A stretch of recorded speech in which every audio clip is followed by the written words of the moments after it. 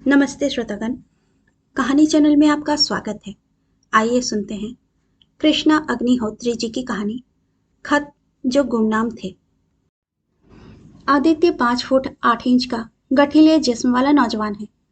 आधुनिक वेशभूषा और कटीली मूछों के बीच अपनी वह अलग ही शिनाख्त रखता है। साहित्यिक रस भरी बातों से उसके गाल गुलाबी हो जाते हैं और नेत्रों की चपलता बालक सी बैठ जाती है। ओठ बरबस अनजाने में ही मुस्कुरा उठते हैं, जिससे उसका पूरा व्यक्तित्व मादक हो जाता है। अपने इस प्रभावशाली व्यक्तित्व के साथ वह जब पुलिस विभाग में चुना गया तब भी वह असंतुष्ट हो निरंतर शिक्षा विभाग के लिए प्रयत्न करता रहा। उसे सचमुच ही शिक्षा विभाग से लगाव था। वह भी क्या सुहावना भाग्यशाली दिन था जब उसकी नियुक्ति खरगोन महाविद्यालय में हुई थी। दिव्या सिंह उसके विभाग में ना होकर भी उसे पसंद करती थी। उन्हें यह बात बहुत अच्छी लगी थी कि आदित्य सचमुच में एक आश्चर्यजनक व्यक्ति है, जो एडमिनिस्ट्रेटिव पोस्ट का लालच छोड़ शिक्षा विभाग में आया है। अन्यथा रुपये व पद के मोह से कई व्याख्याता तहसीलदार व थानेदार तक होना पसंद करते हैं। दिव्या की तेज बुद्धि और विवेकशीलता से आदित्य भी एकदम प्रभावित हो गया। राजपूत घराने की सवरी सधी दिव्या आदित्य के बहुत नजदीक पहुंच गई, परंतु वे दोनों बहुत संतुलित थे और उनके निर्णय उन तक ही सीमित थे। आदित्य समय की प्रतीक्षा कर रहा था जब वह अपनी माँ से इस अंतर जातीय विवाह की बात छेड़ सके, क्योंकि वह अपनी माँ के जिद्दी स्वभाव से परिचित था। तुरंत एक लावा फूटेगा और वह कटुता से कह देंगी, तेरी इन 2 छोटी बहनों को क्या कुएं में ढकेल दूं। अभी वह समय असमय की कशमकश में डूब और उतर ही रहा था कि उसके कुछ शुभचिंतक सहकर्मियों ने एक गुमनाम पत्र द्वारा उसकी माँ को दिव्या व उसके विषय में बेहद भौंडे ढंग से सब लिख भेजा। माँ को अब दिव्या एक घटिया लड़की लगने लगी और उन्होंने आमरण अनशन की ठानी। आदित्य के भाई ने माँ को बहुत समझाना चाहा, परंतु बात बिगड़ती गई। अंत में भावुक आदित्य ही प्यार को त्याग माँ के प्रति कर्तव्य पूरा करने के लिए तैयार हो गया। उसने माँ को वचन दिया कि वह दिव्या से विवाह नहीं करेगा। दिव्या ने गहन समझदारी से आदित्य के इस निर्णय को स्वीकारा। ठीक है आदित्य, तुम अपने परिवार से कटकर अधूरे रहते और हमारा वैवाहिक जीवन इस अधूरेपन से कभी भी खुश व पूर्ण नहीं हो पाता। इस सब के बावजूद आदित्य का रोष अपने आसपास के बुद्धिजीवियों के प्रति बढ़ता। आखिर ये पढ़े लिखे लोग भी इतने कायर क्यों हैं? पीठ में छुरा भोंकना भी क्या इतना बड़ा सुख है? इतने पर भी तो आदित्य अपनी माँ को समझा नहीं पाया। यूं ही एक दिन वह दिव्या के साथ महाविद्यालयीन खरीदारी कर रहा था, तो वह बात भी माँ के कान तक जा पहुंची। वे चीखने लगी, जब तू दिव्या से शादी नहीं करना चाहता तो शादी क्यों नहीं कर लेता? आदित्य ने अपना रोष बहुत चुप रहकर व्यक्त किया।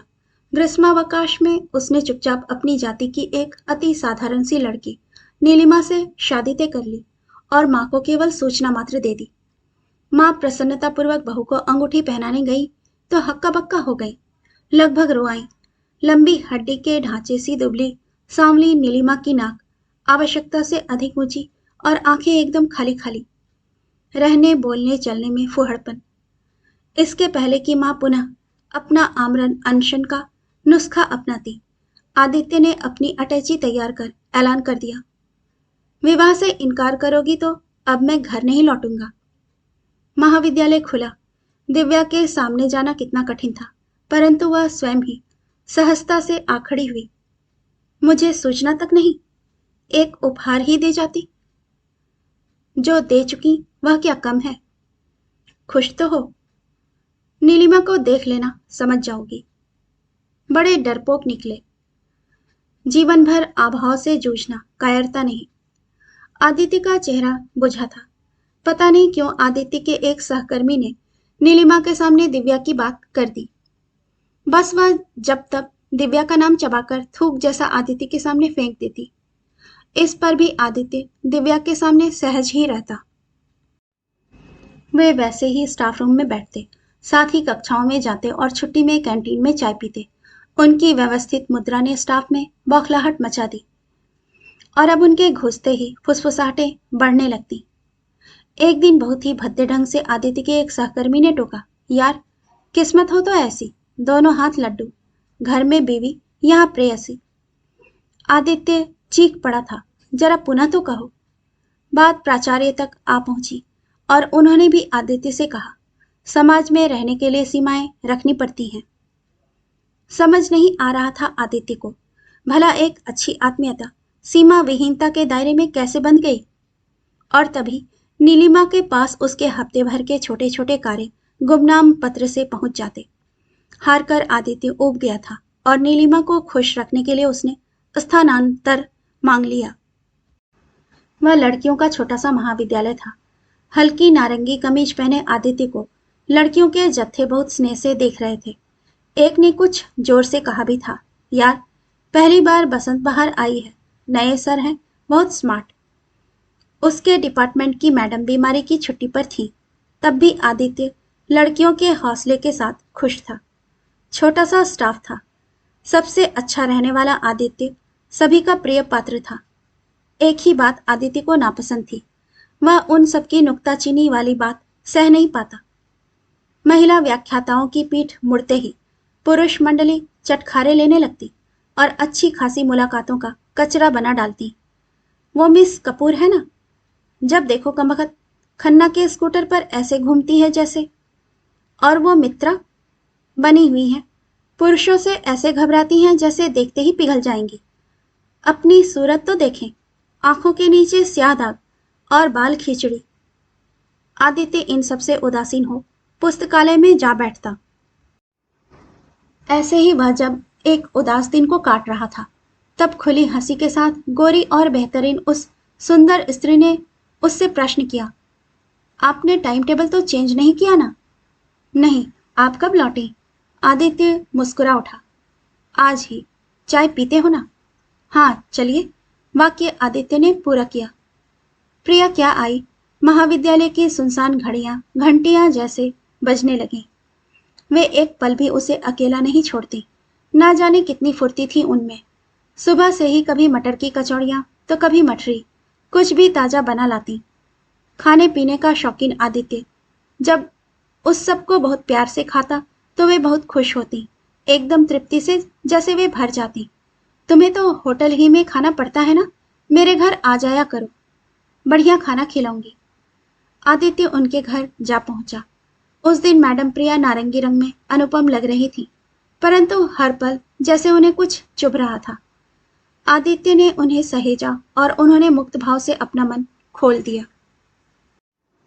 कितनी निजी परेशानियों और समस्याओं को ले व्यक्ति हाथ पैर फेंकता है और हंसना चाहता है, यह आदित्य के अतिरिक्त मैडम प्रिया भी जानती थी। उनके मेजर पति ने जब किसी पहाड़िन से विवाह कर लिया तो प्रिया ने भी दूसरा विवाह किया, लेकिन वह सही समय पर सही निर्णय नहीं ले सकी। दूसरा पति विलायत गया तो लौटा ही नहीं, बस समाज में प्रिया के नाम के साथ कई कहानियां अवश्य जोड़ गया। दोनों रात के 1 बजे तक लॉन में बैठे अपने मन खोलते रहे। सच आदित्य, तुम तो लाश के साथ जीने का धर्म निभा रहे हो, सचमुच प्रशंसा के पात्र हो। मैडम की मुद्रा एकदम भींगी घास जैसी नरम थी। पर आप भी कितनी सशक्त बहादुर महिला है। लोगों को आपके इस साफ सुथरे मन तक पहुंचने के लिए स्वयं की कलुषिता धोनी पड़ेगी। आदित्य गंभीर था। लोग या हमारे आसपास जीने वाले कुंठित मनोवृत्तियों के ये बुद्धिजीवी? प्रिया का ठहाका खोखला था। है तो कुछ ऐसा ही। ये लोग समझते हैं कि जो अपने पति या पत्नी के साथ खुशहाल जीते हैं या जीने का नाटक रचाए हैं, वे ही सही नैतिकता की परिभाषाएं रच सकते हैं। कहना शायद असंगत नहीं, परंतु इनमें से सभी एकांत में मेरे प्रति आकर्षण जता चुके हैं। मैं जानता हूं। अभी 2-4 दिन पूर्व ही एक योग्य पति मुझसे पूछ रहे थे कि कोई मन बहलाने के लिए यहां औरत नहीं मिल सकती। गुस्सा तो चढ़ा था कि यह प्रश्न मुझसे क्यों पूछा गया। क्या अकेले रहने का यही अर्थ होता है? ले आओ नीलिमा को, मेरे लिए कभी कभार घर का खाना खाने की जगह हो जाएगी, ना हो तो यहीं रह जाना कुछ दिन। प्रिया भावुक हो गई। प्रिया व आदित्य एकदम बिना किसी कॉम्प्लेक्स के साथ हो गए और हंसते हुए चलने लगे, परंतु उनकी यह सामान्य चाल अन्यों को हजम नहीं हुई। स्टाफ रूम में यदि प्रिया कभी रजिस्टर भी रखने जाती तो उसके आसपास ठिठोलियां कांटों की तरह बिखेर दी जाती। नई उम्र के लड़के की चिकनाई पर वह बुरी तरह मुग्ध हो गई है। दोनों भ्रष्ट हैं। धीरे धीरे पीठ पर भौंकते भौंकते वे सब मुंह पर भी भौंकने लगे। प्रिया की भरी आंखें ताक आदित्य दहाड़ा था। जिन्हें लॉलीपॉप खाने को नहीं मिलता, वह उसे कहीं सुरक्षित रखा हुआ भी नहीं देख पाते। आप क्यों किसी गलत लांछन के लिए रोती हैं? सारा शहर भी चीखे तो मैं आपके प्रति अपनी अच्छी मान्यता नहीं तोड़ सकता। चलिए, आपका मूड ठीक करने के लिए किसी मूवी में बैठा जाए। वे दोनों मूवी में आ गए। मैडम प्रिया के ठहाके पुनः गूंज उठे। इंटरवल में वहां श्री व श्रीमती पाठक भी थे। उन दोनों को साथ देख इस तरह चौंके जैसे भूत भूतनी देख लिए हों। बेचारे कहीं गश न खा जाएं मेरी जैसी बेशरम औरत को देखकर। प्रिया ने और जोर से ठहाका लगाया। ठीक ने पाठक जी से रहा नहीं गया। उन्होंने जोर से कह ही दिया, अरे देखना, कल का लौंडा है, खा पीकर लात लगा चला जाएगा, तब ठहाकों का क्या होगा? आदित्य की आंखें खूंखार हो गई, परंतु प्रिया ने आहिस्ता से उसका हाथ दबा रोक लिया। हम इस पर प्रतिक्रिया ही क्यों व्यक्त करें? इस प्रतिक्रिया का अर्थ होगा कि उस रिमार्क को हमने स्वीकारा है। विरोधों के बावजूद भी वे दोनों एक दूसरे के निजी दुख सुख के सच्चे साथी बने रहे। प्रिया आदित्य के भोजन से ले उसके कपड़ों तक की चिंता करती और आदित्य उनके घर की सब्जी तक लाने से कतराता नहीं। अचानक आदित्य एक पूरे दिन गुम रहा। प्रिया चिंतित सी गुलाब के पौधों में पानी दे रही थी। शाम का भीगापन चमेली की खुशबू के बीच महक रहा था। आदित्य आ गया। वह बहुत टूटा हुआ भरभराया सा लग रहा था। क्या बात है, बहुत थक गए हो? ठंडी लस्सी लाती हूँ, प्रिया ने सहजता से आदित्य का माथा छूकर कहा। अभी तो ठंडी गरम दोनों लस्सी ले आओ। क्यों, क्या तबीयत ठीक नहीं लग रही? प्रिया ने आदित्य का हाथ भी छुआ। मत छुओ मुझे, आदित्य चिहुका। आश्चर्यचकित अपमानित से प्रिया हिटकी रही। सदा की तरह संतुलित हो पूछा, क्या हुआ आदित्य? मुझसे क्यों बच रहे हो? मैं तो आपके सामने ढोंग नहीं रचा रहा, लेकिन आदित्य लगभग रो उठा। प्रिया ने पास आ अपना निश्चल स्नेह भरा हाथ आदित्य के कंधे पर रखा और वह उस पर अपना सिर रख सिसक उठा। कुछ देर बाद भीनी भीनी हवा के ठंडे झोंकों ने उसे स्थिर किया और उसने नीलिमा का पत्र प्रिया को थमाया। पत्र में लिखा था कि नीलिमा को उनके महाविद्यालय वालों के कई गुमनाम पत्र प्राप्त हुए हैं, जिनसे उसे पता लगा है कि आदित्य और प्रिया के संदिग्ध संबंध हैं। इसलिए आदित्य ने अभी तक नीलिमा के पास लौटने के लिए स्थानांतर का प्रयत्न नहीं किया। नीलिमा आदित्य की इस आवारागर्दी को अब सहन नहीं करेगी। या तो वह प्रिया से मिलना जुलना छोड़ तुरंत वापस लंबी छुट्टी ले आए या तलाक के लिए सहमति भेज दे। इसमें इतनी परेशानी क्यों? अपने बुद्धिजीवियों से और क्या उम्मीद की जा सकती थी? नीलिमा तो सामान्य स्त्री की ही भांति लिख रही है। केवल लिखती तो ही ठीक था। उसने अपने पिता को मुझसे लड़ने के लिए भेज दिया। बिना सोचे समझे वह जो मन में आया कहते रहे हैं। मैं बार बार समझा चुका, पर वे यही कहते हैं तो तुम क्यों मैडम प्रिया के घर जाते हो? अब तो तुम्हें इसी समय वापस चलना पड़ेगा। बड़ी कठिनाई से छूट कर आ पाया हूं। तो क्या तुमने सदा के लिए वापस जाने का निर्णय ले लिया है? प्रिया की आवाज कांप रही थी। मैं अब निर्णय लेने के लिए स्वतंत्र कहाँ हूं? मेरे टिकट तक ले लिए गए हैं। इच्छा तो होती है कि नीलिमा को छोड़ ही दूं, जो ऐसी बुद्धिहीनता का परिचय दे गुमनाम पत्रों को प्रोत्साहित करती है। नहीं, ऐसा मत सोचो। परिवार बहुत कीमती है। ठीक है, लौट जाओ। प्रिया की आंखें भर आईं। उनका खालीपन बहुत अरसे बाद आंसू भी ढक नहीं पा रहे थे। मैं जानता हूं मैडम, आप कितनी अकेली हैं, परंतु जानकर भी क्या करोगे? हम ऐसे लोगों के सामने क्यों असहाय हो जाते हैं, जिन्हें हमारे निर्दोष सुखी जीवन से भी जलन होती है। मैं ऐसे लोगों से नहीं डरता, परंतु आपके अपमान से डरता हूं। ये पत्र बंद नहीं होंगे। इनका कपट चलेगा और बेवकूफ नीलिमा कुछ भी कर सकती है। लस्सी ले आऊं? प्रिया ने सामान्य होना चाहा। वे सब यहीं कहीं मंडरा रहे होंगे, सूंघते हुए यहां तक आए इसके पहले ही। आदित्य बहुत अस्थिर हो उठा। अच्छा, जाना चाहते हो? जाओ। प्रिया की आवाज ठंडी थी। तो चलूं? प्रिया एकदम खाली पात्र सी जाते हुए आदित्य को ताकती उन गुमनाम पत्रों की बात सोच त्रस्त हो उठी, और वह समझ गई कि अभी पता नहीं कब तक ऐसी त्रस्तता का बोझा उसे ढोना पड़ेगा।